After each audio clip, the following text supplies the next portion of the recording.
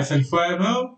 Today's US session is more likely to be uneventful given the fact that we are expecting the sideways momentum to prevail in today's session. And even if we look at the data docket, there are not many major releases which can move the market substantially. So, both from the technical as well as from the fundamental point of view, I am expecting this to be a quiet session. And the underlying momentum, which has been bullish for the euro as well as on the equity side for the Dow Jones Industrial Average. We are likely to see the continuation of that, maybe some correction after these highs have been reached. But apart from that, the bullishness is likely to prevail for the larger part of this week.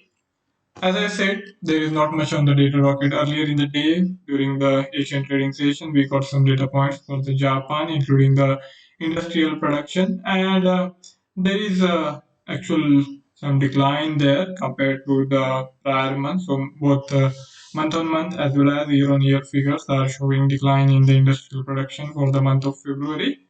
And moving to the European session, we got current account data for the euro area, and there is a surplus, as is the case most of the time.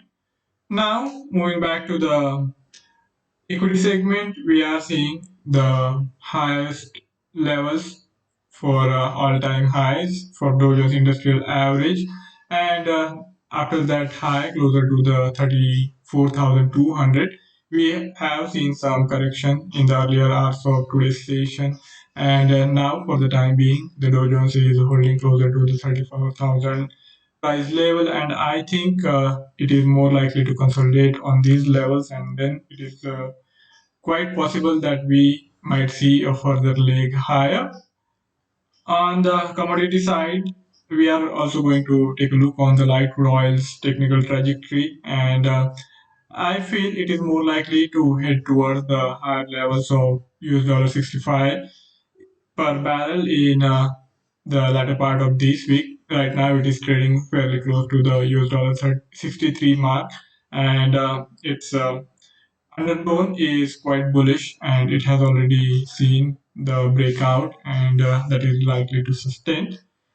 If we consider the quarterly releases for the major companies, earlier we got the quarterly earnings for the Coca-Cola, and it has beaten the estimates. The earning per share is almost 19 percentage point higher than the analyst expectations, and it is continuing with the trend so far in the quarterly results, we where we have seen better than expected results for most of the major companies.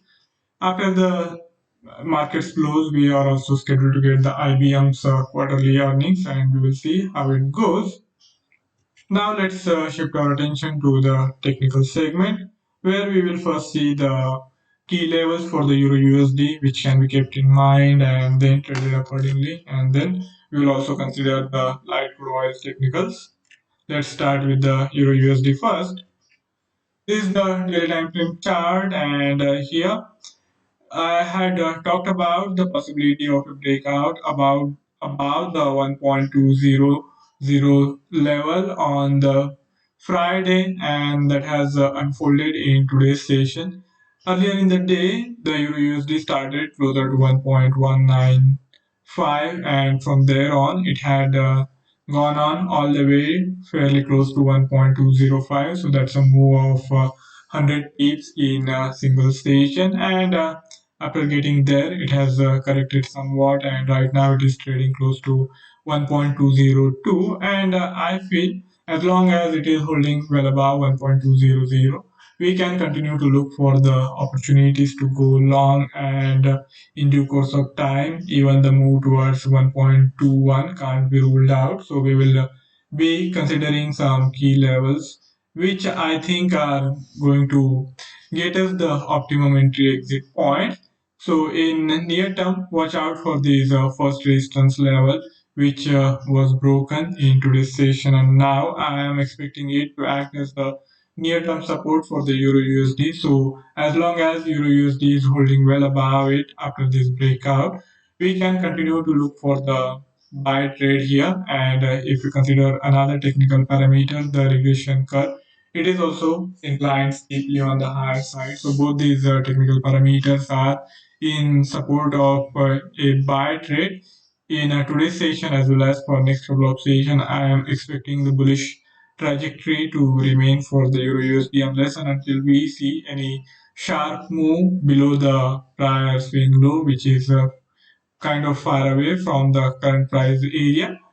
And in the market, you never know, but as long as these levels holds, I think it will be better to trade with the trend and continue to look for the buy trade.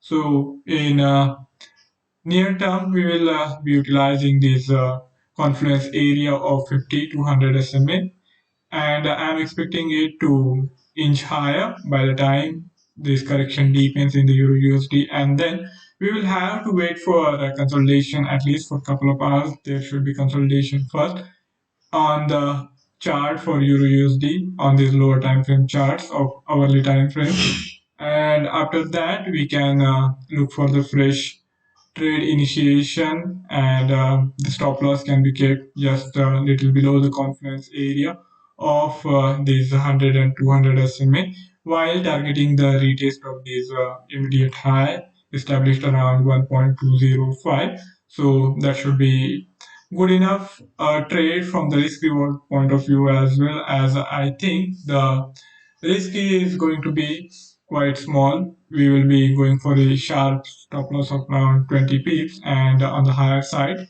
almost 40 to 50 pips can be targeted. So that is going to get us the risk reward ratio of better than 1 is to 2. Now let's see what's happening on the commodity side. And here the instrument of choice is light crude oil.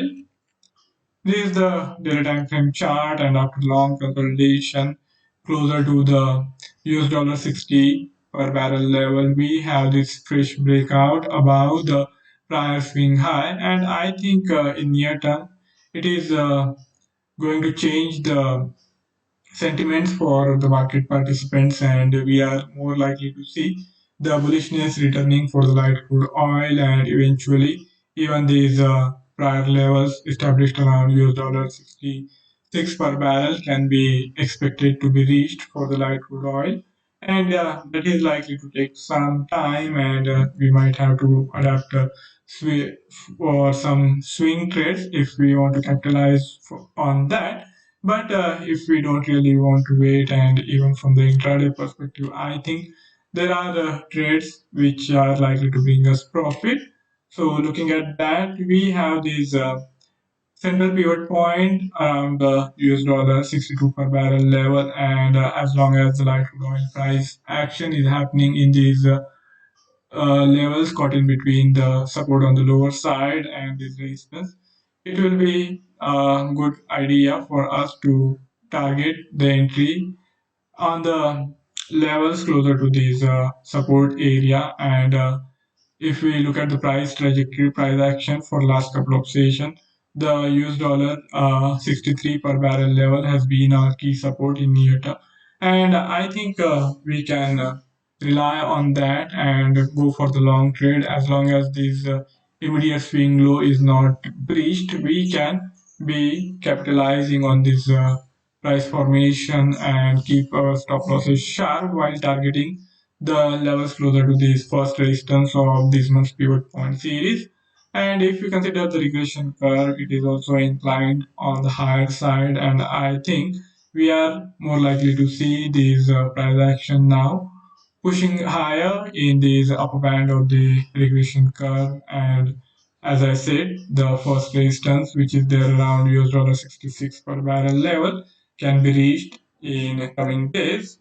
So for that, if you want to go for the trade in today's session, any buying opportunity in the vicinity of US dollar 63 per barrel should be good enough while keeping a stop loss closer to this 100 SMA price level, which is there around US dollar 62.4, and that entails the risk of around 1 percentage point. And on the higher side, we will have to target at least 2 percentage point move, so that to make sure that the risk reward ratio is in our favor, and if we happen to be right, we should be making good amount of money. So for that, we will have to look for the trade entry as close as possible to these near-term support where the light crude oil has consolidated for last couple of sessions, and I am not really expecting it to break on the lower side, and even if it breaks we won't be losing too much money, and if it works out well then of course the reward is going to be twice as much as the risk, so that's a worthwhile trade. And with that, the session is also coming to an end. If you have any query or any idea to share, you can write to me in the feedback section, and I would be more than happy to take the discussion forward. Before I sign off, I would also like to remind of the risk associated with trading in the financial instrument, and one should be careful while using the information provided. Have a fabulous day ahead. See you next time. Till then, goodbye.